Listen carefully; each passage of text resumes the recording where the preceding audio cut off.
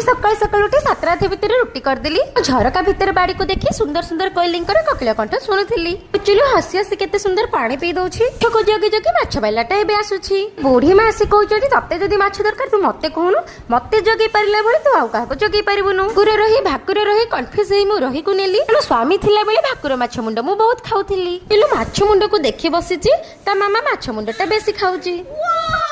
छुआ में आसिले माछ किनिबा को रेट सुनी पळेइली अथा देखो देखो। Oh my god. कुचिलु माछ बेले को पैसा दउची रोटी चिली कभी मु खाई देछि। परिसो बेसरर मिक्स पेस्ट टी बनै देली माछ को रड रड करी भाजी आनिली। फ्रिज को सब बेले अंडाई होउची आइसक्रीम आडे हाथ खाली पळै जाउची। आइसक्रीम मोर पसंद नुह हेले खरार तृप्ति पाइबा पे आइसक्रीम टिके खाई दउची।